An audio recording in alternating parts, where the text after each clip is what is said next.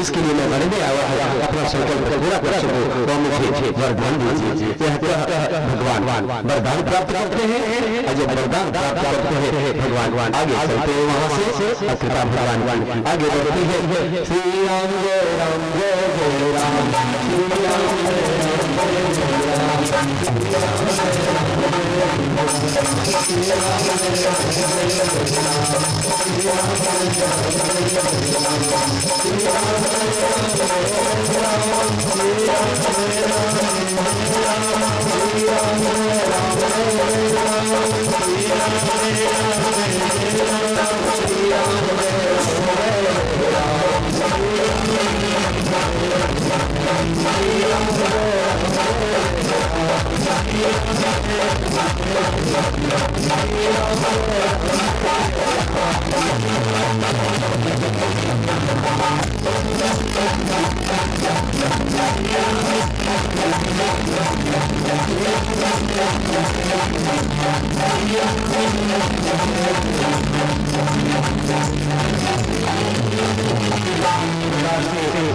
सभी दुनिया को आशीर्वाद देते हुए सभी दुनिया को सुख देते हुए समस्त जीवों को कल्याण करते हुए सुख देते हुए भगवान पंचवटी में घूमते हैं। पंचवटी में कुटी बनाते हैं निवास करते हैं। कुछ काल बीत जाता है बहुत सुंदर चल रहा था। एक दिन की बात पंच सुपनखा रावण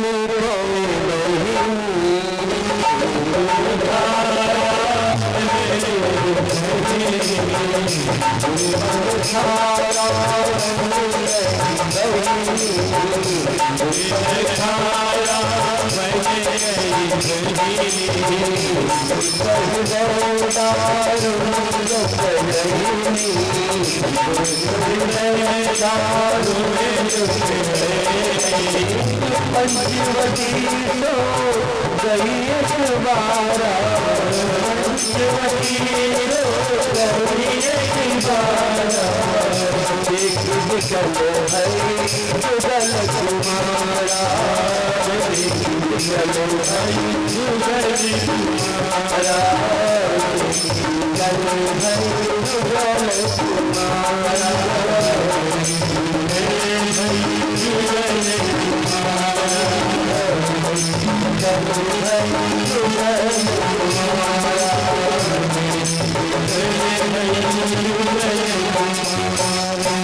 पंचवटी में भगवान निवास कर रहे हैं और सुंदर समय बीतता जा रहा है।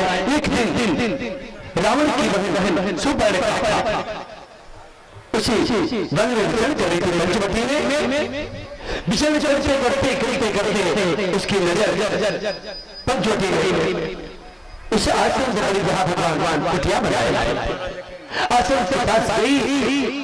इधर उधर देखी जब इधर उधर देखी तो दो कुमार नजर आए ऋषि कुमार लेकिन सुंदर दिख रहे इतने सुंदर दिख रहे कि कांगड़ा को ले जा रहे देख बिगल भाई जुगल कुमारा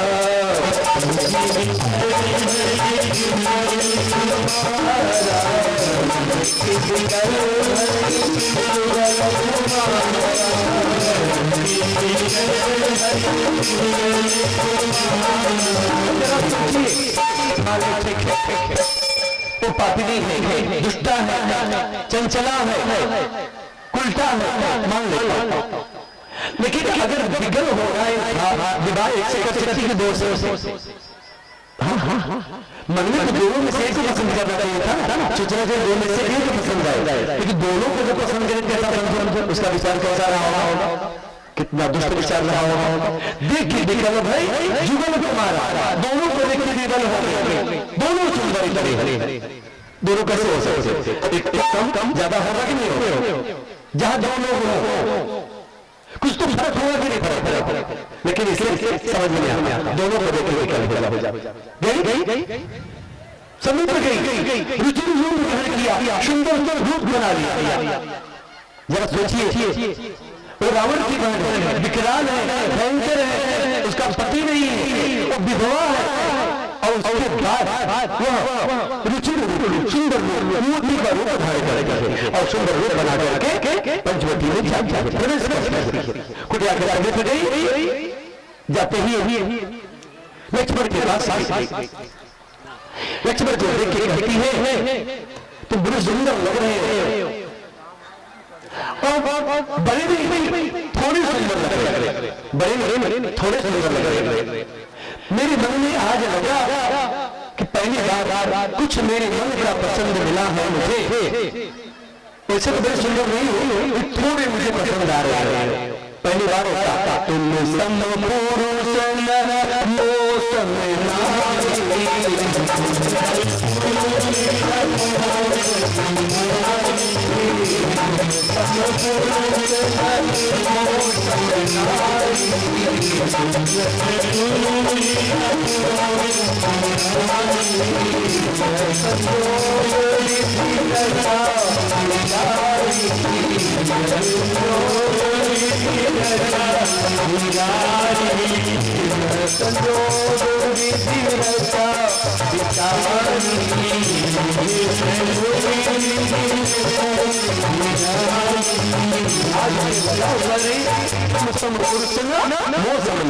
तुम्हारे जैसा कोई पुरुष अमुच समाज में स्त्री संसार में नहीं। आज तुम्हें देख कुछ लगा कि तुम कुछ योग्य हो, तुम्हें तुमसे विवाह करना चाहती हूँ, तुम मुझसे विवाह करो। न चिमट जी सोचे, न चिट्ठी, न पाती, न कोई अगुआ भी नहीं। डायरेक्ट अगर यहाँ प्रपोज कर रही है, बातें कर रही है, अगर मानो लव मैरिज की बात करें तो लव मैरिज में मुझे समय नहीं होता है, समय तक लोग जानते हैं। ये अभी प्रकट हुई, अभी आती है और सारी बात कर देती है, और विवाह करने को तैयार कैसे मिलेगा? ये तो एक दिन नहीं मिलेगा। बात गलत है, उचित नहीं। लक्ष्मण जी ने कहा उचित नहीं, मैं विवाह नहीं कर सकता। उसने बोली क्यों नहीं करोगे विवाह? संजोग विधि ने बनाया है, हमारे सुंदरी स्त्री कोई नहीं है, हमारे समाज पुरुष कोई नहीं है, संजोग विधान ने बनाया तो कर लो विवाह। तो बोले विवाह कर तो लेता, लेकिन बात कुछ अलग। तो उसने कहा क्या बात है? तो लक्ष्मण जी ने कहा बात बहुत अलग है कि देखो हम जो बैठे हैं ना, वो मेरी बड़ी भ्राता है, उनका नाम है राम, और वो वहां के राजा, मैं उनका सेवक, उनका दास, और सेवक सुख तो पाता नहीं, सेवा निर्बंध करने में मत रहेगा, सेवा नहीं सुख पाएगा नहीं, तुम सुख कहाँ देगा? सेवक सुख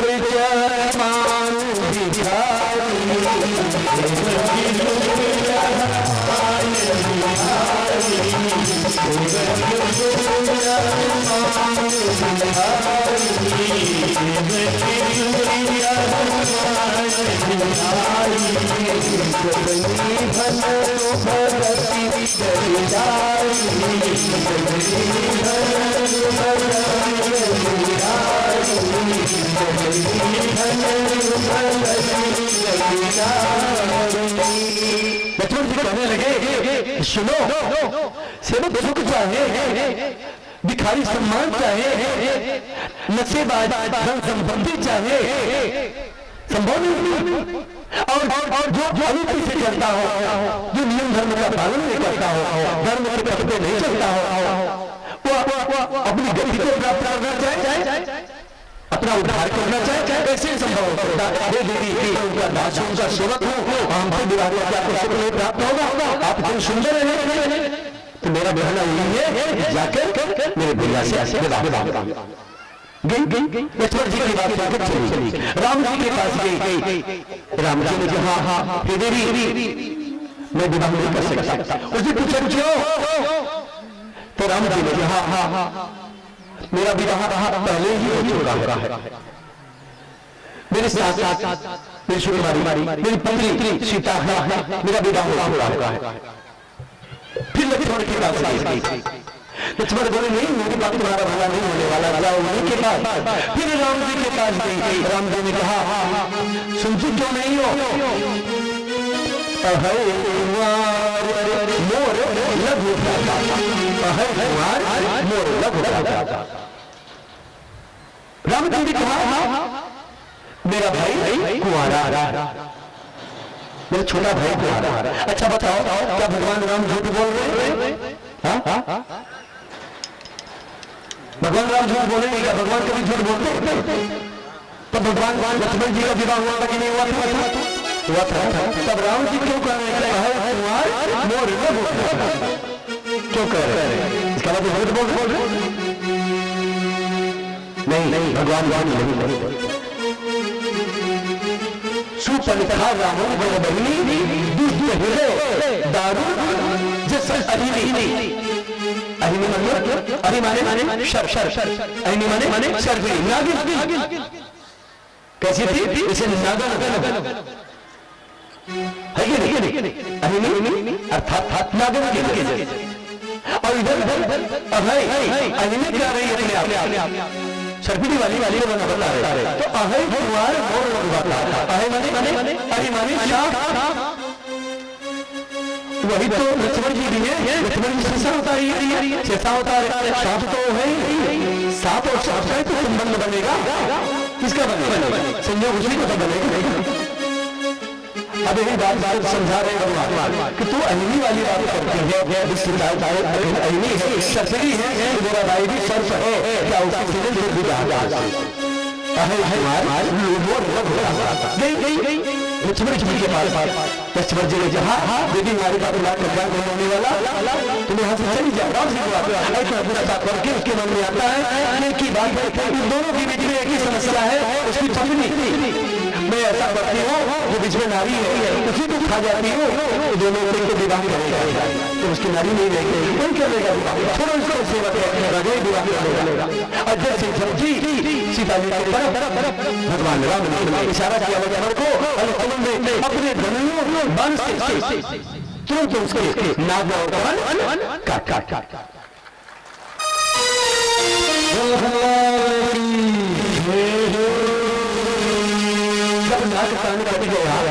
अच्छा मान लीजिए भगवान उसको गर्दन उड़ाने के लिए बोल सकते थे, कर सकते थे। जब तारका को मारे किसी की आज्ञा देने के बाद तो पहला बार इस तरीके से कर चुके हैं, अब कौन सा लगेगा? एक तो आरोप लगी चुका है, एक बार होता है बस एक बार इस तरीके का मारने का आरोप लगा, कितना भी मारो क्या फर्क पड़ेगा? लेकिन यहाँ क्यों बचा रहे हैं? क्यों बचा रहे हैं? मानो कि रावण को चुनौती दे रहे हैं, शुरुआत युद्ध का ऐलान कर रहे हैं, भगवान बताना चाहते हैं। जब कोई बात आती है, जब सम्मान की बात आती है, लोग क्या कहते भैया देखना तेरी नाक न कटने पाए, ऐसा करना तेरी नाक बच्ची रहे, नाक बच्ची न होने पाए, कहते कि नहीं? तो भगवान ने कहा किसका क्या कटवाया?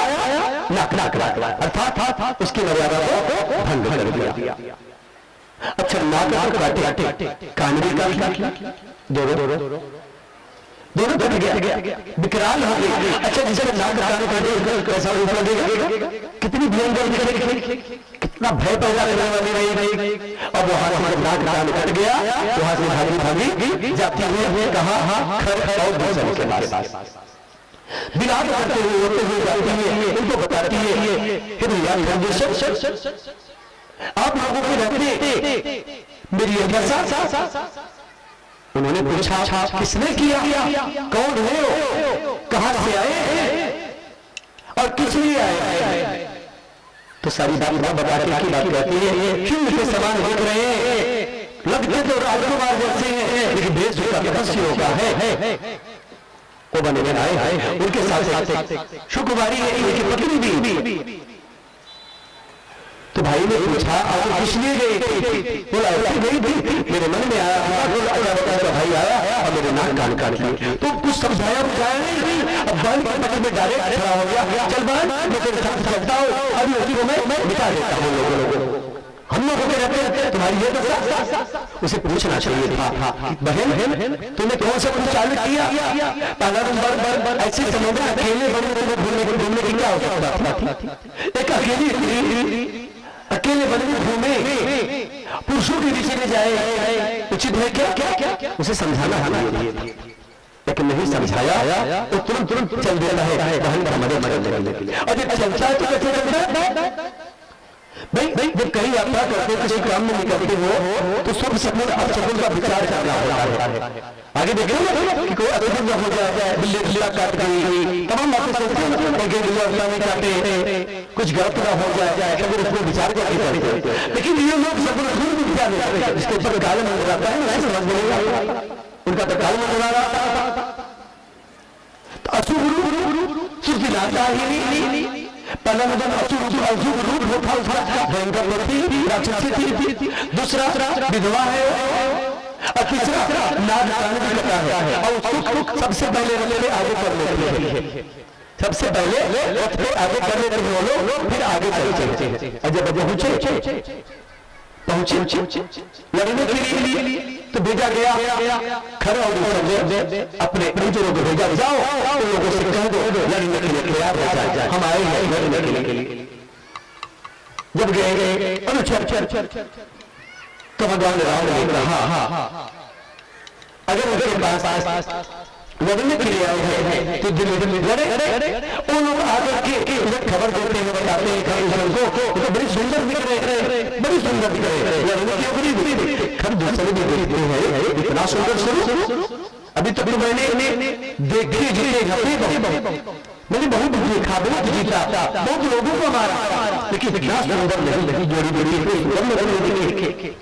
मारने की योग्य नहीं।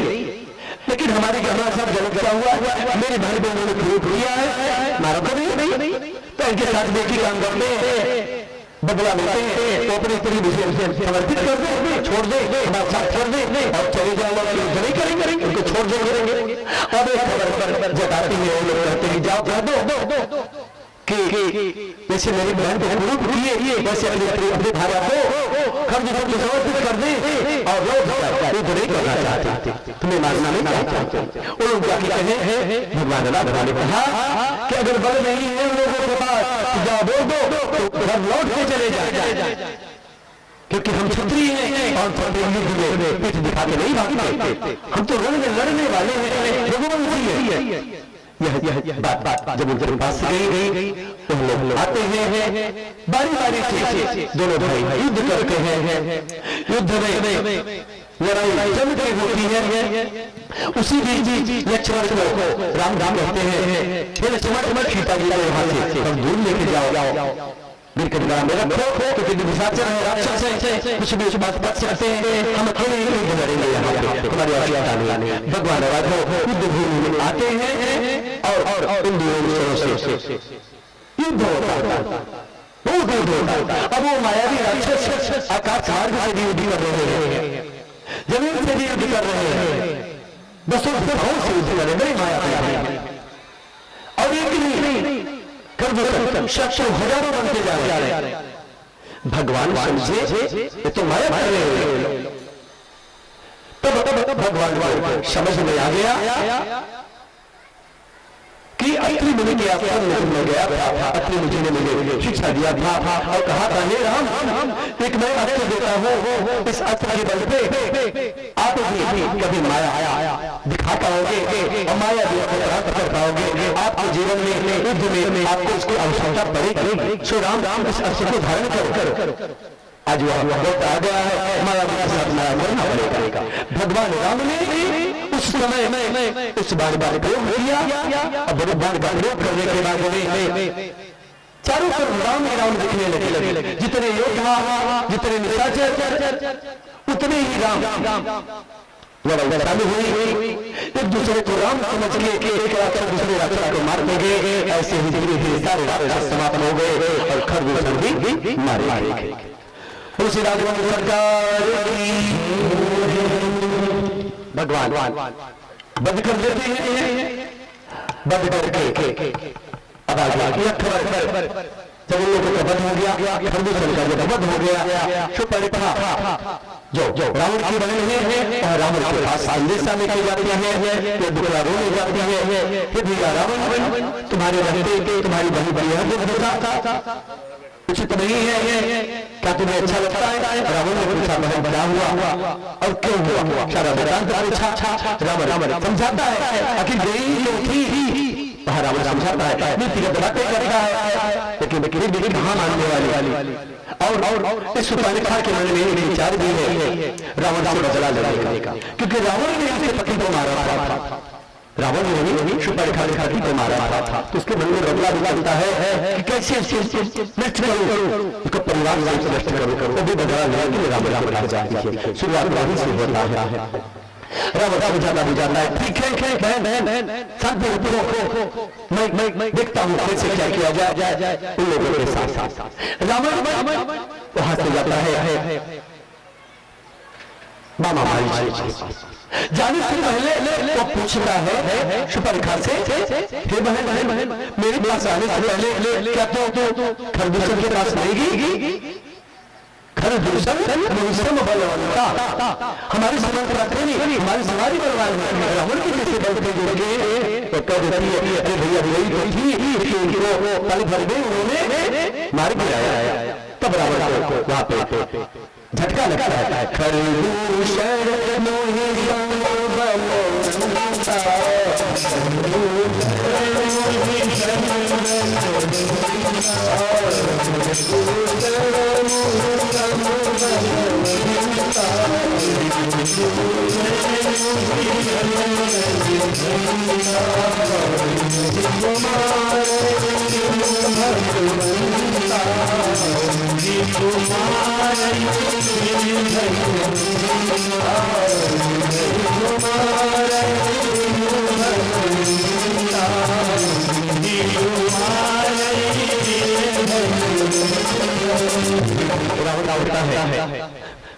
लगता है वो मार दिए, इसका अर्थ है भगवान का अवतार। कोई मारा बड़ा सही कर सकता हूं, कोई मारने लायक नहीं। अगर खरदूषण मारेगा इसका अर्थ ये हुआ कि भगवान का अवतार हो गया। लेकिन करूं तो क्या करूं? अगर मैं भजन करना चाहूं तो भजन तो होगा नहीं, जिंदगी भर पाप किया हो, अब पाप करने वाला व्यक्ति धर्म कैसे कर पाएगा? भजन हो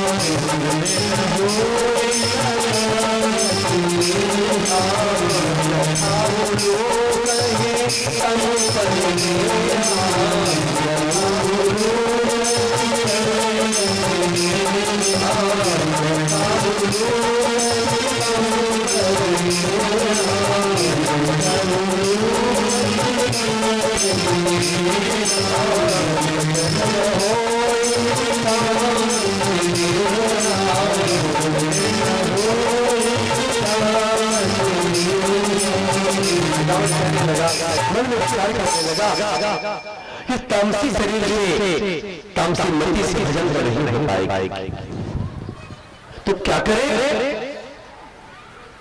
भगवान का भजन करने में भी भलाई है, भगवान से बैर करने में भी भलाई है, भगवान का साथ देने में भी भलाई है और भगवान का विरोध करने में भी भलाई है, क्योंकि दोनों प्रकार से विरोध भी करूंगा तो दोनों का नाम किसी प्रकार से मुझसे निकलेगा, प्रेम से नहीं तो दुश्मनी से निकलेगा,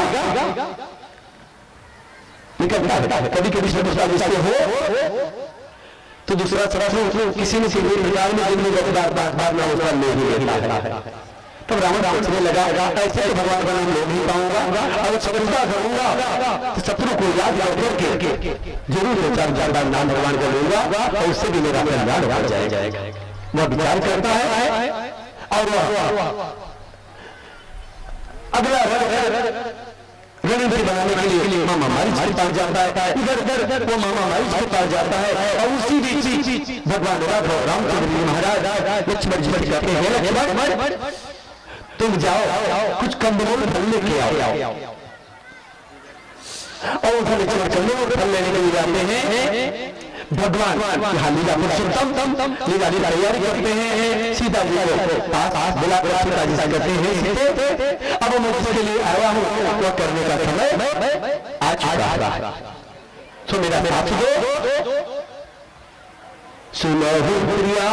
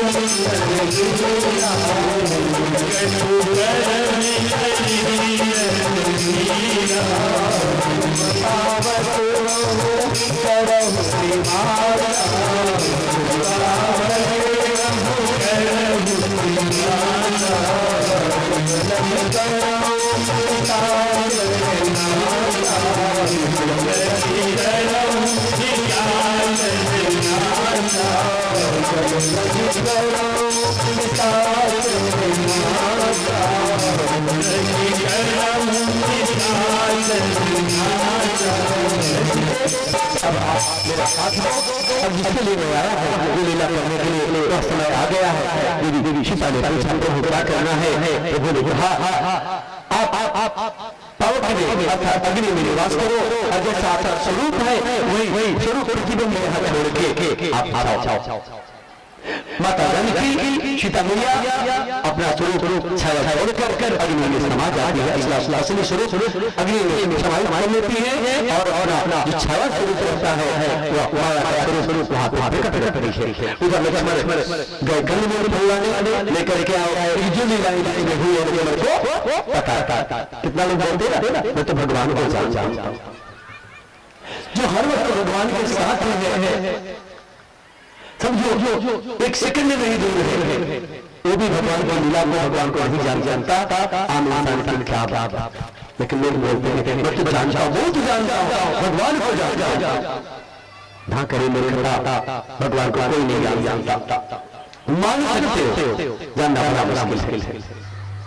भगवान ने लीला करी, माया में सीता प्रकट हो गई, अग्नि में सीता समाहित हो गई और इधर सीता रावण विराजमान है, एक शिला पे बैठे हैं। इधर रावण मामा मारी के पास गया, मामा मारी सोचने लगा हे मामा मेरा ऊपर काम करो।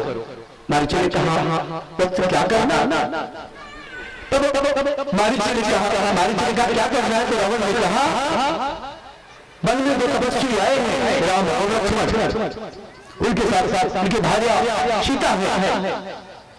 उस राम लक्ष्मण ने मेरी बहन सीता का नाक काट लिया है और यहाँ तक कि मेरे दोनों भाई खरा और दूसर को भी मार दिया है। सो उसे बदला लेने के लिए एक काम कर रहा है तुम्हें। तब मारी क्या काम बोल तुम माया का रूप बना के जाओ, मृगा बन के जाओ और उनको भ्रमित करो, इधर उधर बन जाओ, मैं साधु बनकर इनकी भार्या से अपहरण कर लाऊंगा। मुझे लगा हे लंकेश, मुझे याद है वो दिन जब विश्वामित्र की रक्षा करने के लिए राम और लक्ष्मण गए थे, तड़का उस को जब मारे थे उस समय मुझे भी बाण का वार किए थे। एक सही कमार ऐसे ही इनके का वार उठा के मार दिए, मैं सोच नहीं पा रहा कि गिरा था आज भी मुझे हो जाएगा। और उनसे लड़ने की उससे छल करने की बात करते अगर मैं गया तो मैं लौट कर नहीं आऊंगा, मैं मृत्यु को प्राप्त हो जाऊंगा, मेरी मृत्यु हो जाएगी। रावण कहता है कि नहीं जाओगे तो मेरी बहन की तलवारों से तुम्हें मरना पड़ेगा। अगर वहां नहीं जाओगे, मेरा काम नहीं करोगे, मेरी बहन की तलवारों से तुम्हें मरना पड़ेगा, मेरा चंद्र हाथ तुम्हें छोड़ेगा नहीं, तो मृत्यु को प्राप्त करो। मामा समझ गया उभय भाति गाना निज मरना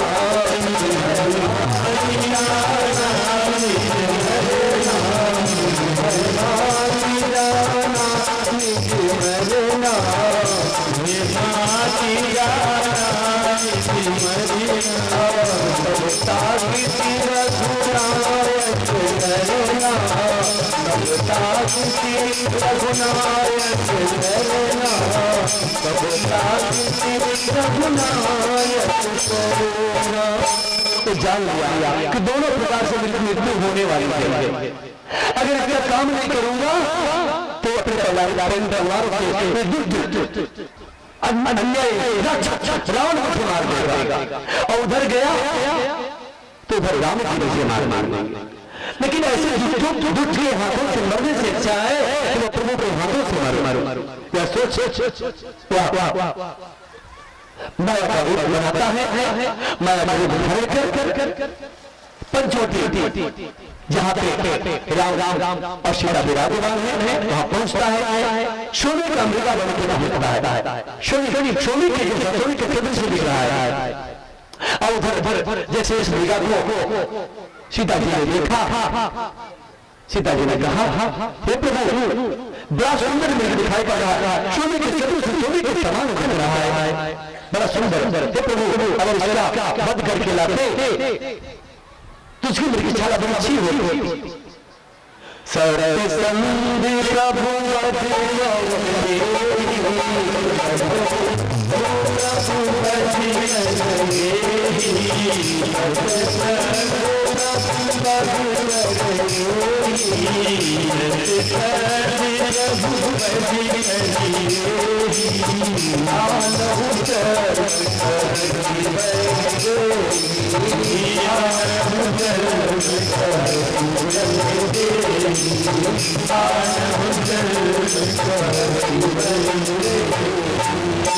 भगवान उसका बंद करके ले आओ तो बेटी सीता जी कह रहे हैं भगवान समझ रहे हैं जय प्रभु जान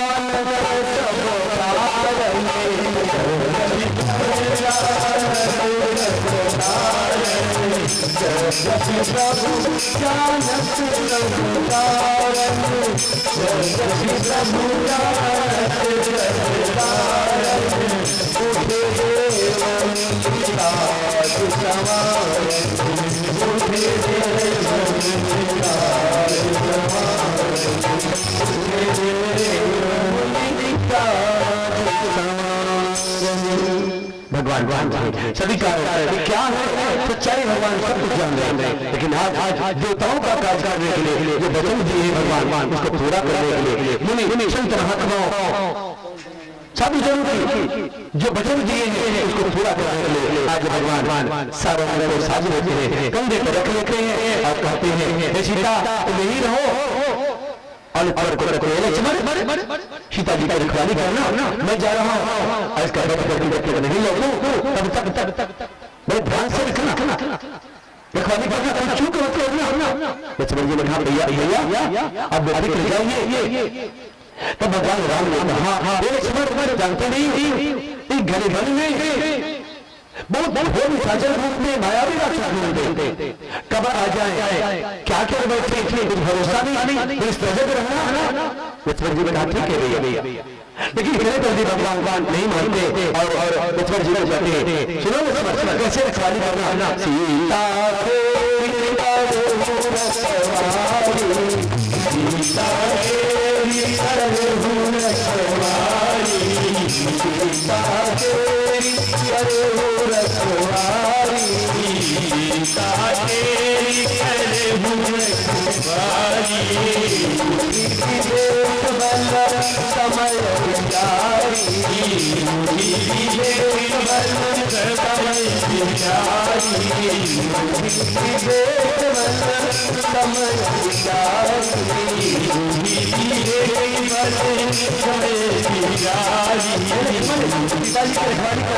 लेकिन याद रखना बुद्धि विवेक बल और समय को ध्यान में रखते हुए कार्य करना।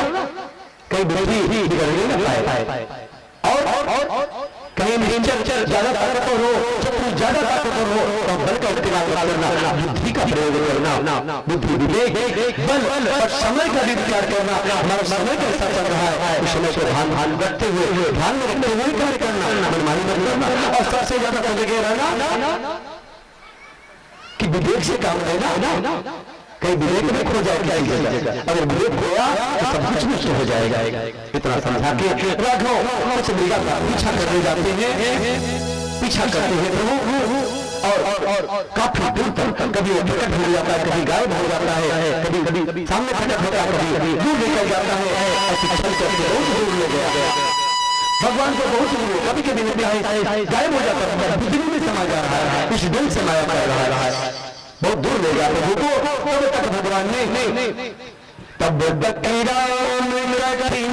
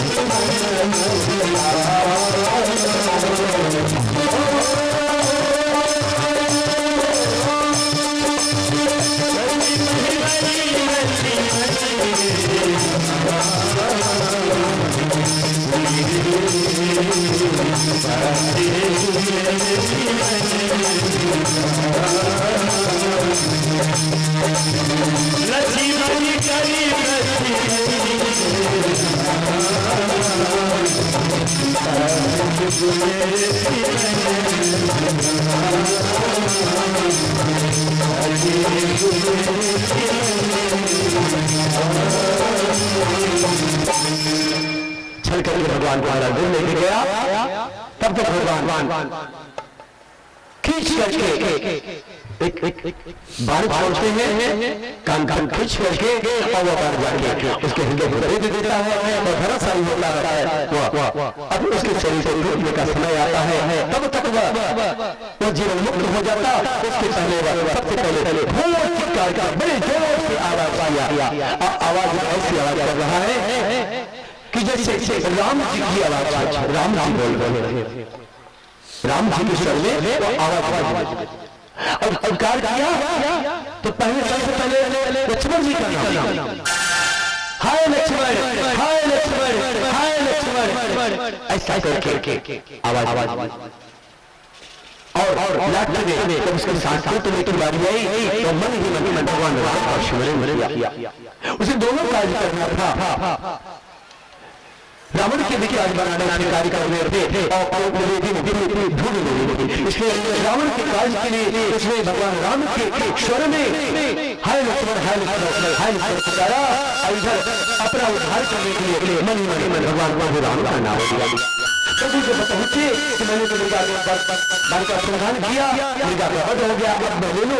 जब तक पहुंचते अपने स्वरूप में प्रकट हो जाता है, राक्षस का स्वरूप समझ के प्रभु हमारे साथ गलत हुआ है, तो माया भी है, राक्षस है, लेकिन जब उसने भगवान का नाम लिया भगवान समझ गए कुछ भी ऐसा भी हो, कुछ भी हो, लेकिन यह मृत्यु बार मेरा नाम लिया है, इसको शरणागति को मिलेगी, क्योंकि मैं जो भी मेरी शरण में आता है उसको मैं रक्षा करता हूँ, उसे अपना अपना लोक देता हूँ। भगवान उसे अपना धाम प्रदान करते हैं, मामा हमारे धाम को रहता है। भगवान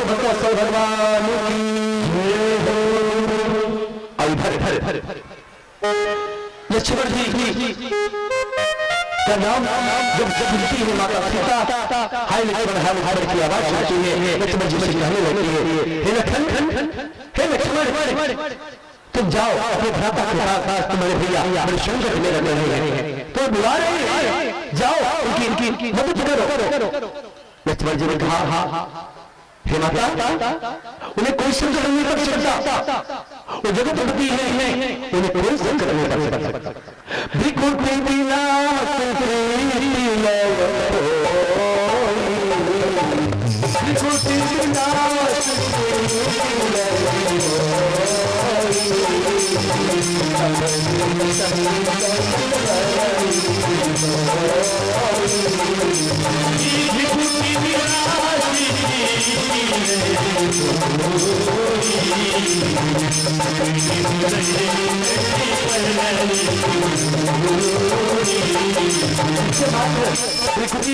कर देने से कृष्ण का विनाश होता है, उसको संकट कभी नहीं आता। हे माता, वो कभी संकट में नहीं पड़ते, वो तो संकट हरने वाले हैं। संकट भी उनका गुलाम है, संकट भी उनकी गुलामी करता है। संकट कुछ नहीं करेगा उनका। अब माया सीता थी, भगवान को लीला करने थी, माया को समझा चुके, माया नहीं करोगे तो कैसे क्या होगा। उसी बीच वहीं पे कुछ दूर पे छिप करके साधु का वेश बना करके रावण हरा हुआ है और सोच रहा है कि तलाश कर रहा है कि हाँ अकेला हो, कोई ना हो, उसी बीच में अपना काम बना ले। तब तो सीता जी ने कहा, मुझे पता नहीं था कि हाँ वन में मैं अकेली हुई, भैया तुम्हारे हवाले करके गए हैं, मदारी करके गए हैं। मुझे पता नहीं था कि तुम्हारा भाई संकट में आएगा, भाई के लिए नहीं जाओगे। अगर मैं जानती थी कि तुम्हारा कभी विश्वास नहीं करती, हे लक्ष्मण अभी भी वक्त है, जाओ भैया की रक्षा के लिए जाओ, नहीं तो हम चिंता नहीं है। अगर तुम नहीं जाओगे तो खर को उठाने हमें आता है, हम युद्ध करने अपने पति को बचाने के लिए दुनिया लेने के लिए जाएंगे और पति की सुरक्षा करके आएंगे। देवियां भी अपने पति की रक्षा करने के लिए अस्त्र उठाती है। यही बात सामने कोई स्त्री अगर इस की बात करे तो घर की नई बहू जो हो अपना बर्दाश्त कर पाएगा, सब पाएगा। मरम वचन जब सीता मरम वचन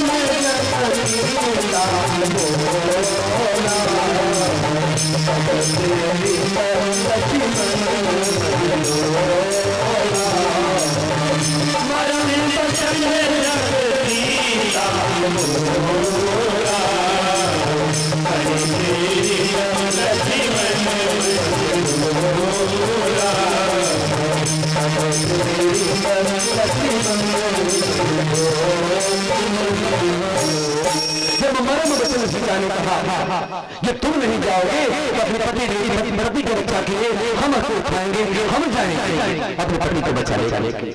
अगर वो हमारा बात लक्ष्मण सुने, अच्छा यहाँ सीता बोला, सीता तो स्त्री नहीं है, लड़की है, स्त्री और उनके लिए बोला पुरुष सूचक बात कही।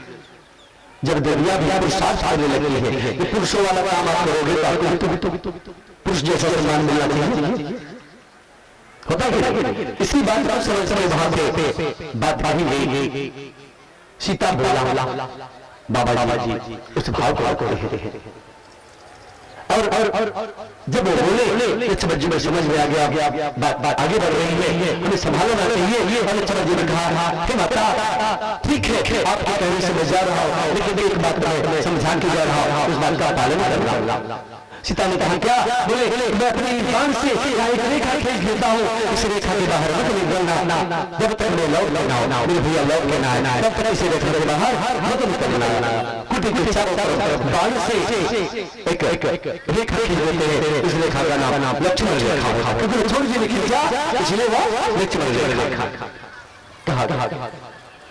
और इधर लक्ष्मण जी जाते हैं राम से मिलने के लिए, उधर राम जी उसका बता के लौट रहे थे, इधर बताने राम साधु के देश में, ब्राह्मण के देश में आता है और सोचता है में चला जाओ, नहीं सीता है जैसे कहा रेखा के समीप पहुंचा, रेखा से अग्नि प्रकट हो गई, लगता है भय हो जाएगा, भयभीत हो गया। वहां भाई की रेखा भी है, रेखा ही नहीं पार नहीं होगी, भयभीत रावण रेखा न पार कर सका तो हमारा रावण आवाज लगाता है भिक्षाम देहि आवाज लगाता है। जैसे आवाज लगाया तो भिखारी की आवाज लगाया, माता सीता कुटिया से बाहर आई और सामने सब हुई बोली ब्राह्मण देवता आप आए हो, खाली नहीं लौटा होगी।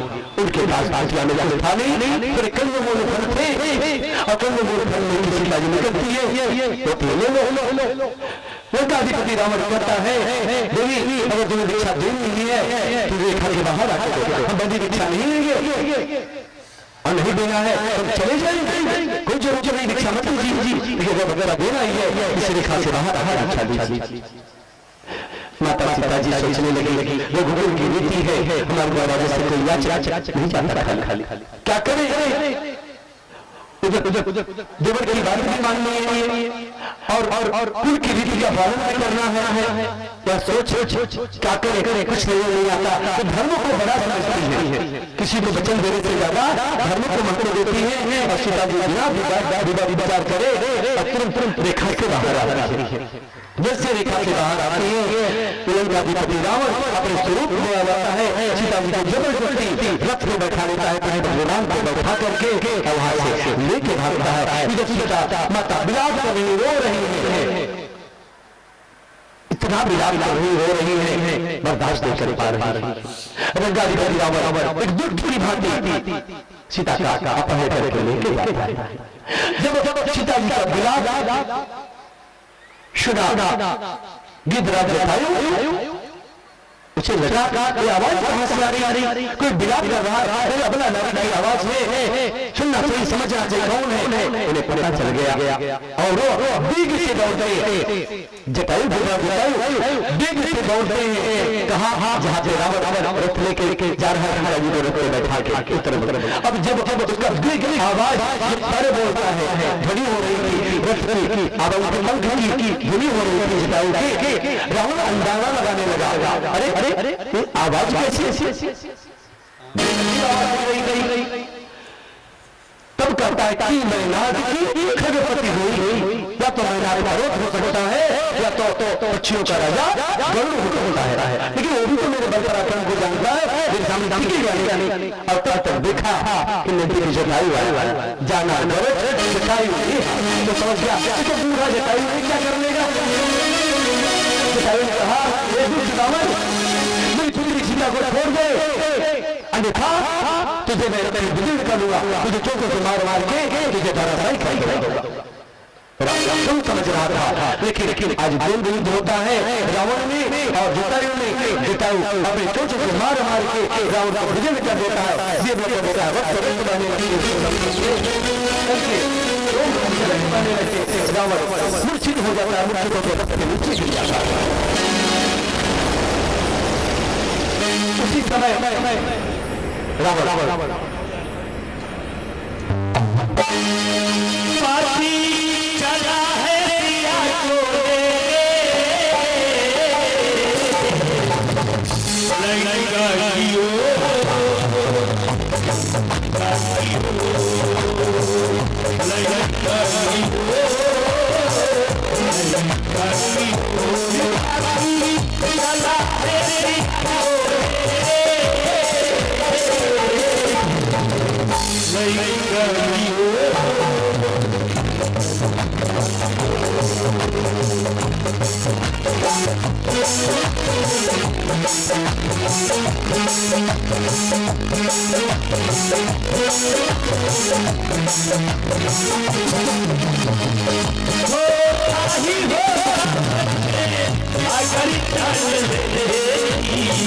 सिया को